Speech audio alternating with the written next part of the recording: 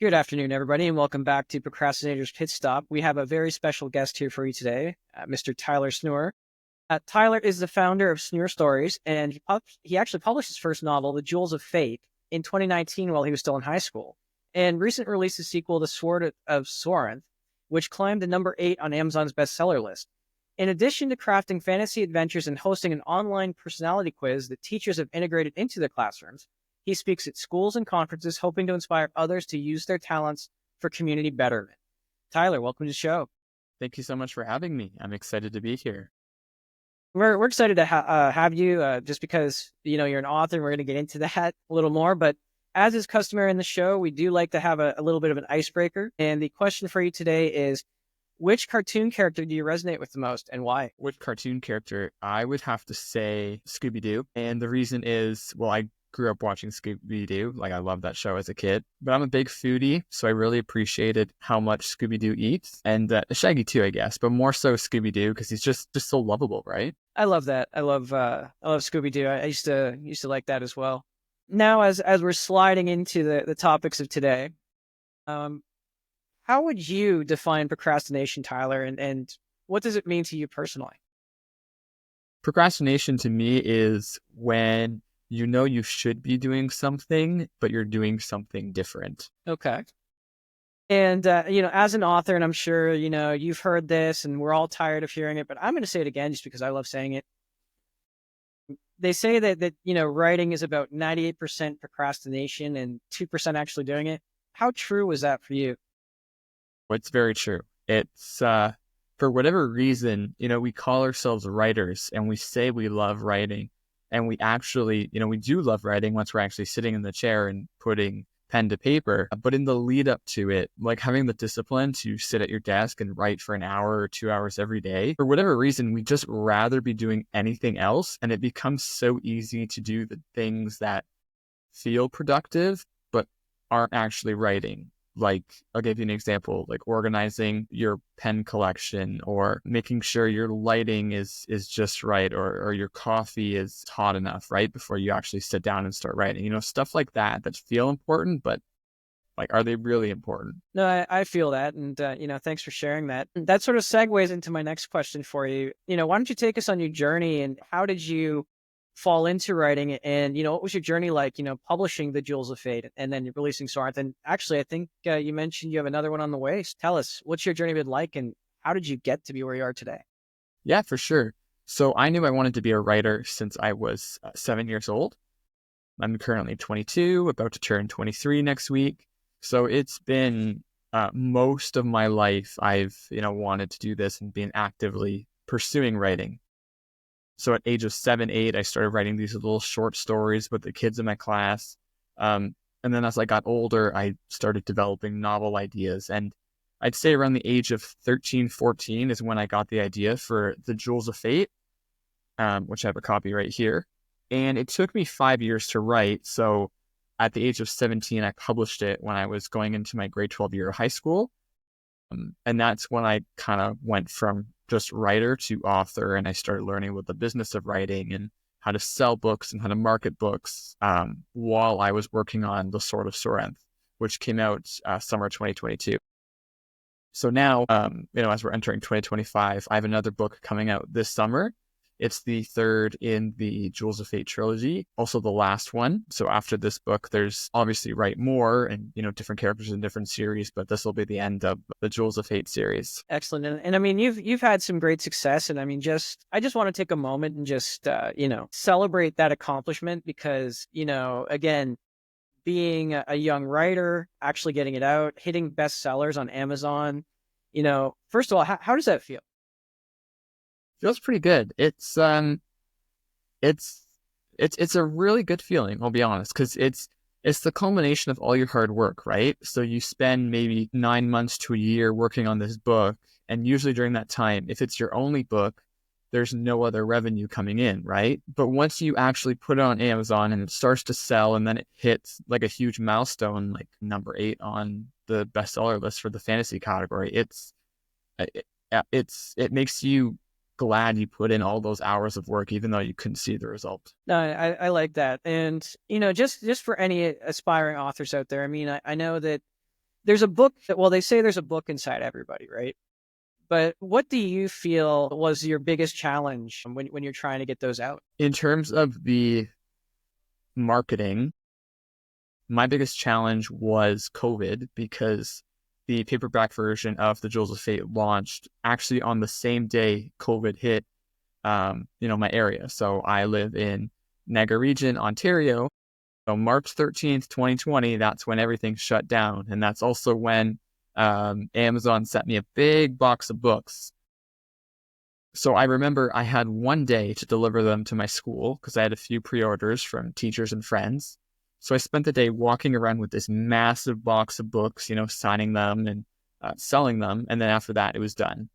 Um, and then I had to learn how to move all of my marketing and everything online, which was tough because I never used Zoom up until that point. I wasn't active on social media yet. Like I had a personal account, but I wasn't like actively using it to promote my book, podcast interviews. I hadn't done any of that stuff yet. So it was a huge learning curve. But I mean, you did overcome those, and you got the books out, so that's great. Why don't you tell us a little bit about the creative process and how you go about doing it? What's your process for getting into that, I guess, the flow or the zone or whatever you want? Well, it would depend on the stage I'm in writing. So kind of how I operate when I'm editing is very different from how I operate when I'm actually doing the writing. So for example, I find when I'm writing and I really have to be in that creative flow, I find I work better in the mornings. Like my sweet spot is between 9 and 11.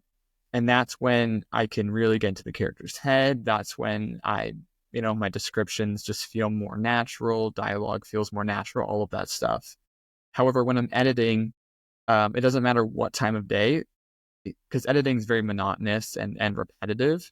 So I can do that at 8 o'clock in the morning just as well as I can do it at 8 o'clock at night. Interesting. You talk about you talk about as well. I'm interested in hearing more about this. You not only crafted these books and released these successful books, but you also have an online personality quiz that the teachers integrate into the classrooms. That is so interesting. Can you go over that? What is Yeah, that absolutely. exactly? So shortly after the Jewels of Fate launched, I had the idea to build a personality quiz. And it comes from the premise of the first book, which is all the characters fit into one of 5 categories, and I call them fields of magic. And basically what your field of magic tells you is like what abilities you have, what personality traits you're most likely to have, likes, dislikes, all of that kind of stuff. So I had the idea to build it in real life and put it on my website so that real people like you and I could take the quiz and find out what character in the book we resonate with most by finding out what field of magic we are in. So there's 5 characters and they each represent one of the fields. So Chuck is combat magic. They are the kind of people who really enjoy video games and adventure and danger and all that kind of stuff. And then Kayleen is into animals, so her powers are talking to animals. She controls the elements: fire, wind, water, that kind of thing. Ryan is super smart, so all of his powers are head related, memory stuff. Daqua is charms, so that is illusions and things like kind of things you would see in like a magic trick, making things disappear, reappear, turning an apple into a pigeon, stuff like that. And then finally, Kimmy is combat, which basically means like very aggressive, fighting like swords and bows and arrows and all that kind of stuff, hand-to-hand combat. So I put the quiz up on my website and I used it in the launch of my second book, where if you visited my launch, you could actually take the quiz and find out what character you are most like. And it was really interesting to see friends and family get different results. And then sometimes like they would start arguing with each other because the one would be like, "You're this person. I knew it. Kind of like point the finger, like, "You always do this," stuff like that. Interesting. And how was it? How did it go from that to being in the classroom? Yeah, for sure. So at the same time I built the quiz, I started doing classroom visits and selling to schools. So at first it was online because of COVID. And one of the questions I get asked was, what do you do outside of your books? Like kind of what is your process for letting people know they exist, like putting them out there? So then I would tell the kids, "Oh, I have a personality quiz on my website. You can click this link and you can take the quiz." And the amount of response to that was crazy. And like the kids just wanted to take the quiz. And then at first I thought it was more of a younger thing because personality quizzes tend to be geared towards more of an elementary school audience. But even high schoolers, like some of the classes I've spoken to were really interested in the quiz and they were asking me about it. So what I did was I built a whole presentation around the personality quiz so that when I go into the classroom, I can actively incorporate it into what I'm talking about. And one of the first kind of experiments with this was my old elementary school. It was a grade 4 class, and a family friend of ours was the school nurse.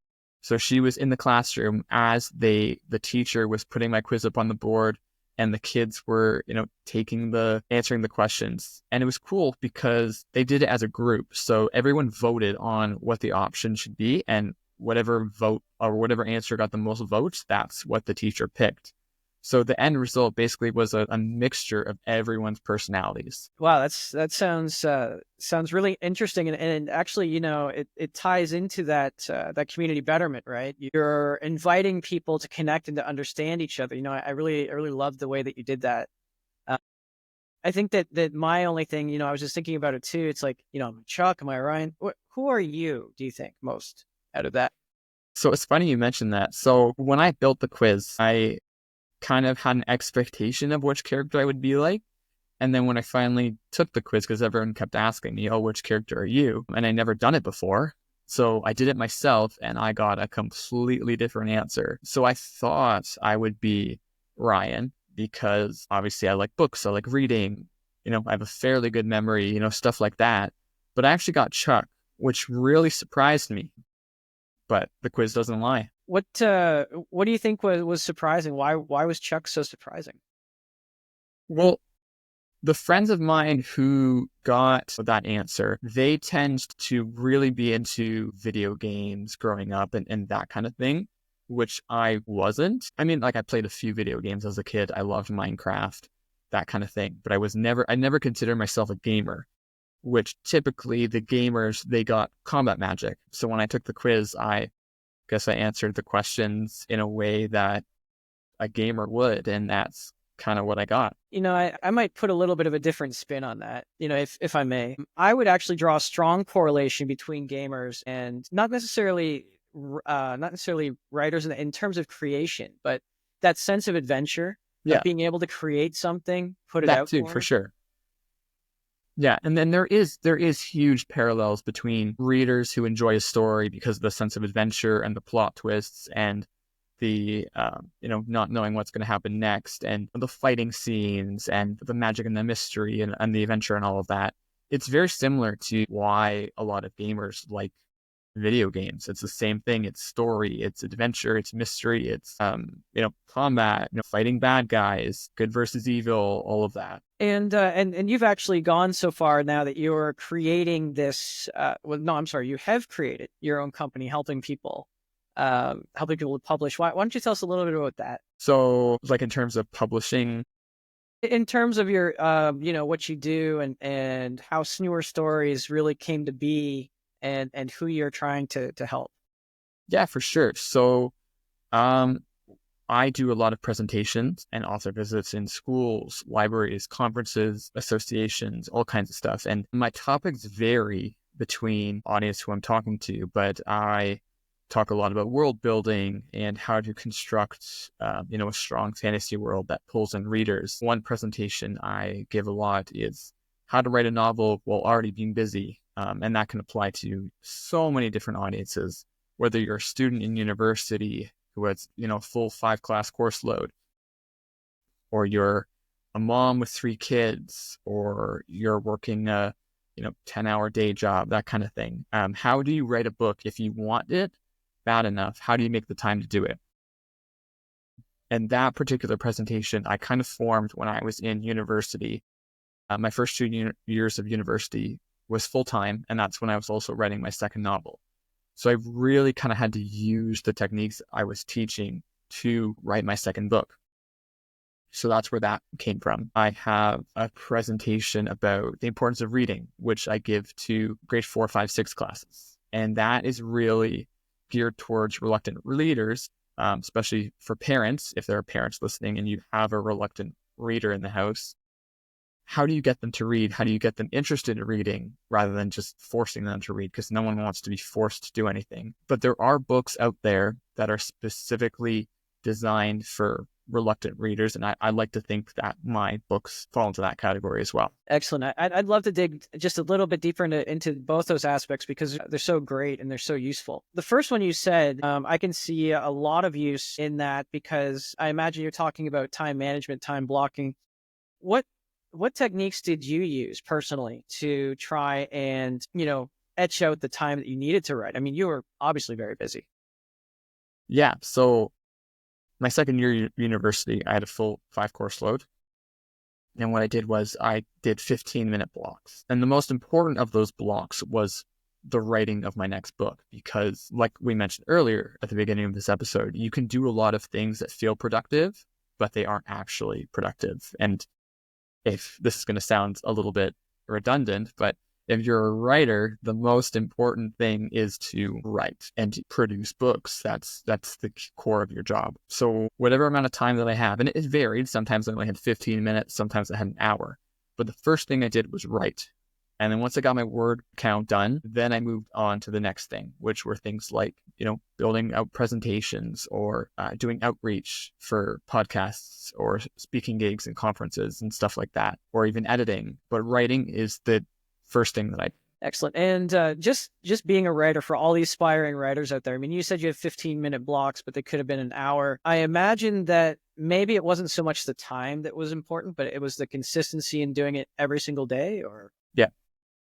So what I teach in that, how to write a novel when you're being busy presentation, I teach on how to look at your schedule and plan and actively block out the time so you know when it's coming. So whenever I do this kind of interactively, they will, or whoever I'm talking to will kind of map out their schedule Monday through Friday, all the things that they have to do that they cannot get out of work, school, picking up the kids, dropping the kids off, whatever it is. And then they can see between 4 and 6 on Tuesdays, I have some free time. I'm going to commit to 30 minutes of writing during that period. I have a whole 3 hours Saturday afternoon. I can get a lot done during that time. And it really helps you, rather than just like go through the motions and then, when you get a free moment, that's when you do it. You really know what's coming. And, we all know, and then you mentioned yourself, the times when you're writing are more enjoyable than the times that you're actually editing. How did you find the motivation to keep going, or the discipline to keep going in those times when it's just so boring, but you knew it needed to be done? I kept my eyes focused on what the end goal was. And I knew that even though I didn't want to sit down and write for an hour, I didn't want to edit a chapter that day, I knew that if I did, my future self would thank me because I was one step closer to finishing the book. And it's so important in those times to have a community around you that can push you forward when you can't push yourself, because the way our brains are wired, there's only so much self-motivation we have. And at some point, we need a boost from someone else to push us over the edge. Okay, so, accountability. Yes. And dedication and, keeping your eyes towards, where you want to go. What do you think is the most important aspect out of that? Do you think it's the discipline, or do you think it's the support group? I would say discipline first and then support group, because you can have all the support in the world, but if you're not taking the steps forward yourself and you're not, like if you're part of a conference, if you're not applying what you're learning, then it's like, why are you there kind of thing? Then it has no point. It's only useful if you are taking what you've learned or, taking that advice from an accountability partner and pushing yourself as well. I like that. I really like that. And just going into a little bit on the community betterment side, what do you have any plans, or what are your plans in terms of your vision for your project? What are your long-term, say 5-year plans for that? What do you want to accomplish?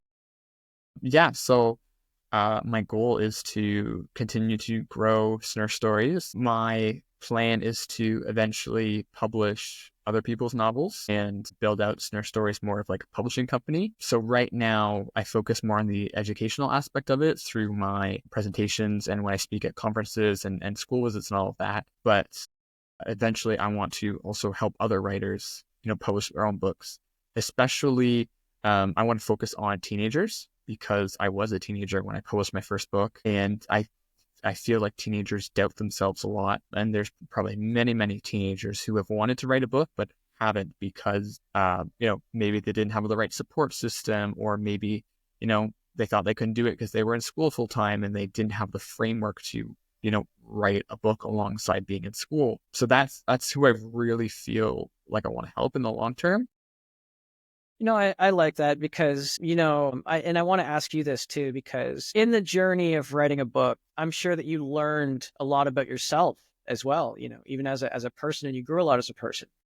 What do you think was the most maybe surprising thing that you maybe learned about yourself in that process when you're writing the first book? Definitely how to overcome failure, because especially if it's your first book, you will fail a lot. And that's a good thing because that's how you grow. And the mistakes you make in the beginning, if you are willing to, get back up on your feet and learn from them and move forward, they will set you up for success later on. So went back, like when I knew nothing about publishing, and there's still so much I don't know. I'm constantly learning, and that's why I love conferences and having a coach and all of that, because there's so much you don't know. But in the beginning stages, I made so many mistakes. And at first, I would beat myself up because, why did Instagram lock me out of my social media account? Well, I set it up wrong. That was on me. And then I had to learn from my mistakes and reset up my account the right way and all of that. And that's just one example. There's so many. This may seem like a little bit of a weird question, but what do you think is the biggest mistake that most new authors are going to make, but it really isn't that big of a mistake? Big mistake that's not a big mistake? Well, yeah, let me rephrase that. I told you it's a little bit of a weird question. What do you feel is the biggest mistake that most new authors are going to make when they're getting out there that they think is the end of the world, but it really isn't? Okay, now I understand the question. Definitely the launch of a book. So more specifically, like the launch day or the launch party, it is important for sure. And you should, put some weight on it and learn about it and strive to do it well. But a lot of authors, they go through their launch day and then now the book is out and then they feel like it didn't go well. But then they have, basically the rest of their life to sell it. And even if the first day didn't go well, the next day can be better, right? And there's so many examples of books that started out small and they were flop in the beginning, and then they picked up 3 years later, and now they're on the New York Times bestseller list. It happens. And there are a lot of publishing coaches who will tell you kind of how launches work, that the better the launch, the more likely you will have success after the fact because the book will keep selling on itself, which is true. But if the launch didn't go as planned or things happen, which they always do, don't beat yourself up about it because it is important, but it's not the end of the world. Thank you for that. I do like that. And actually, I'm reminded, I'm reminded of a book actually, and somebody told me this. It was about the Chicken Soup of the Soul. One of the biggest selling books ever. But when it was first published, it was a flop because it was actually marketed under a different title. I don't even remember the name of the title now. But it was this title that just didn't fit at all, right? So I guess my question to you as an author and as, anybody listening who wants to maybe write a book, how important do you think, working on that branding and that title is right at the beginning rather than say, post-launch? It's important to have the title before you launch. I think it's one thing that should stay consistent, because not if you switch titles, then it basically becomes a whole different book, or readers are going to treat it like it's a whole different book, even if you tell them. And I think a lot of things can be updated and changed, like cover can be tweaked. I did that myself. Or obviously you can edit a book after it's been released and then, relaunch it. But if it's the title, also it's a copyright issue, because if you have a book and you copyright it, you're copyrighting the title and then the book that is associated with that title. So if you change the title, all of a sudden that book is no longer copyrighted and you would have to get it recopyrighted, which costs more money. So I would say title is important, and you should focus on the title before you launch for sure, and try not to change it after the fact. Got it. I just have one sort of more sort of topic that we're going to go over here, and it relates to AI. It relates to writing a book using AI. This is one of the reasons that I myself, I sort of hesitated when I was thinking about writing a book, because you go on Amazon and there's tons of books that are written by AI. What's your view on using AI to write books and put it out there? So my opinion is I don't think AI should be used to write books. Now, are there purposes for AI in the marketing or even in the planning? Absolutely. Or even in the editing. For example, Grammarly is an AI tool that I use that helps me edit my books. But if you are relying on artificial intelligence to come up with the idea of your story and write out a story for you, then I feel like then AI becomes more of the author than you are. So I don't agree with it. I think AI is useful, and in the writing industry has very, it has places where it belongs, but not in writing a book. You mentioned that you use Grammarly. Are there any other AI tools that you could use? I mean, you mentioned design and maybe potentially marketing and different things like that. Are there any other tools that you use that you would recommend that would maybe make the process a little easier in terms of that? Yeah, for sure. So I actually just started doing this recently. I started using ChatGPT to come up with ideas for my social media. So what I'll do is I will say I write fantasy novels for this audience. My audience is 12 to 18. Sometimes I'll throw in a few similar books. They're similar to Harry Potter, Percy Jackson. I'm trying to do this. For example, I'm trying to come up with 10 social media posts about my books that relate to Christmas for December. And then AI will spit out 10 different ideas. Some of them I like, some of them I don't. I pick the ones I like and I run with them. Excellent. I mean, that sounds like a really good use of AI there, because I mean, I hate to admit it, but sometimes, when we're having an issue thinking about it, it does it so much faster, and it takes the emotion out of it, right? It gets you out of your own head, but then it's in the AI's head, I guess. Yeah. Well, Tyler, this has been a really good conversation. We're coming up pretty close to the time here. Is there anything that you wish I would have asked but didn't ask, or anything that you feel we should have covered but didn't cover? No, I feel you ask great questions. I would say closing thoughts. Writing a book is hard, but so worth it. And you do have to overcome that procrastination you feel. And really, to be effective at writing, I recommend making it a daily thing. Even like I said before, if it's just for 15 minutes a day, if that's all you have, writing for 15 minutes a day, I feel like is much better than 3 hours once a week kind of thing. And the more you sit down and just write and focus on it, the better you will get. Awesome. That is an excellent note to end on. Just one more question. How can we learn more about, where can our listeners buy your books? Where can they learn about Snur Stories? Yeah, for sure. So you can buy The Jewels of Fate and The Sword of Sorenth on Amazon. And there is a link through my website, snurstories.com. So that's my name, SNURE, and then stories, STORIES. I'm also on Instagram, Facebook, TikTok, YouTube, all under the same name, Snur Stories. And my books are available in a number of bookstores across the Niagara region here. But if you're beyond the Niagara region, I would recommend checking out them on Amazon. And also take the personality quiz and find out what character in the Jewels of Fate series you are most like. Excellent. And as always, to our listeners, don't worry about grabbing a paper and pen. We're going to have all of that in the show notes at the end for you, so you can find it easily. Once again, Tyler, thank you for being on the show. And to our listeners, thank you for tuning in. And, just remember, if you can't find that inspiration or motivation for yourself today, maybe just go out and try to be that motivation, inspiration for someone else. And we'll see you again next time.